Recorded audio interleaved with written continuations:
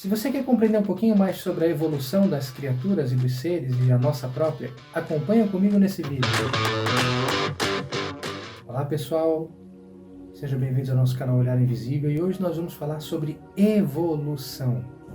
Um tema muito importante, né? Que ele é até muito citado, né? No meio profissional. Então, a evolução de carreira, né? Quem faz evolução de carreira, né? Quem evolui, passa às vezes por uma nova fase de um novo emprego. Às vezes a pessoa ela evolui porque consegue comprar uma nova casa, um novo carro, né? Às vezes a pessoa tem uma evolução pessoal porque a pessoa ela cria uma nova fase para si própria, ou porque está namorando, ou porque está casando, ou porque se tornou uma pessoa melhor, mais tolerável. Então, se você pegar a teoria da evolução das espécies, você vai verificar que toda a criação da existência da Terra ela começou com seres unicelulares, então bactérias, protozoários, aquela coisa toda, né? Que foram colonizando a Pangeia, né, que era o único continente que existia, e desses seres unicelulares, né, daqui a pouco você começou a ter um agrupamento de células. Esse agrupamento de células deu origem aos seres pluricelulares, então alguns protozoários têm essa questão de ser pluricelular, fungos e tal, algumas plantas começaram a surgir dali, né, até que você pega os pequenos animais, né, os animais aquáticos, né, e que depois a gente teve os animais anfíbios, até chegar os animais terrestres, passando pelas 3 eras, né?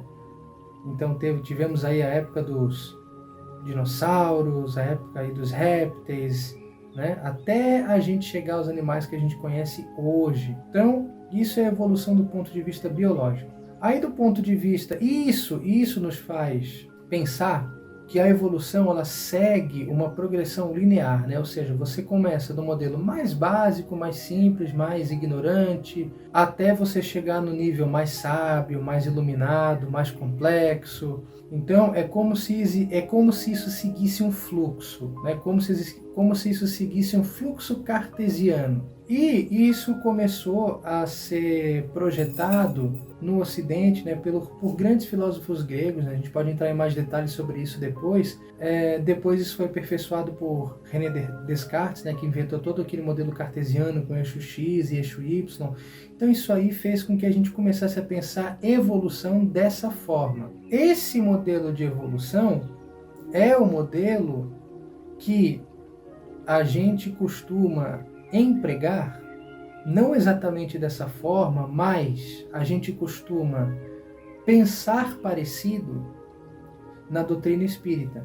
Quando a gente estuda o Livro dos Espíritos, quando a gente estuda Gênese e outros livros por aí, a gente tem a seguinte frase, né, que Deus criou os homens todos iguais, puros e ignorantes. Então, da forma mais básica. Então, o ser humano ele era puro, mas era totalmente ignorante, não sabia das coisas, não sabia o que era o bem, o que era o mal, o que era o certo, o que era o errado, né? Como se fosse vazio de informação. E que depois ele foi, com o passar da experiência, ele foi ganhando sabedoria, então ele saiu de uma forma mais básica para ir em direção a uma sabedoria mais avançada, porém ele perdeu a pureza dele, porque hoje o homem é uma criatura que faz guerra, que tem conflitos, que rouba, que mata, que faz o que tem que fazer por aí, né? Isso tudo são atitudes de pessoas que não têm pureza, né? A gente não tem a nossa pureza.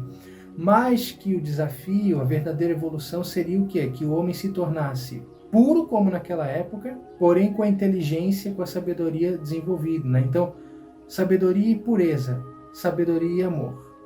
Esse é o modelo de evolução que nós nos acostumamos a pensar. O certo e o errado, né? O que é o certo e o que é o errado? Segundo a filosofia nossa, o certo é o contrário do errado, né? Ou seja, eu não posso estar fazendo uma coisa certa e errada ao mesmo tempo. Ou está certo ou está errado.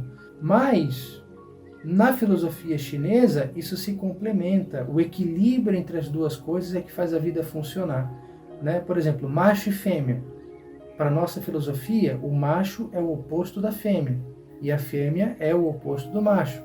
Na filosofia chinesa, o macho e a fêmea se complementam, você vê o pai e a mãe que se complementam na hora de fazer um filho, por exemplo, né? Se não houver a interação na sexualidade do pai com a mãe, né, do macho com a fêmea, o filho não é gerado. Então, são formas diferentes de ver. Ah, Guido, mas o que isso tem a ver com evolução? Isso tem a ver com evolução porque ali não se trata mais dos extremos, do mais ignorante até o mais sábio. Então, o estado de ignorância faz com que eu viva todo esse conflito, todo esse medo, ódio, guerras, inveja e tal. É um estado. O estado de sabedoria faz com que eu tenha raciocínio, faz com que eu tenha discernimento, faz com que eu haja de acordo com as leis.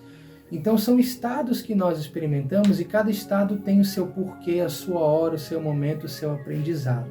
Então são duas formas diferentes da gente ver evolução. Tudo está em constante evolução.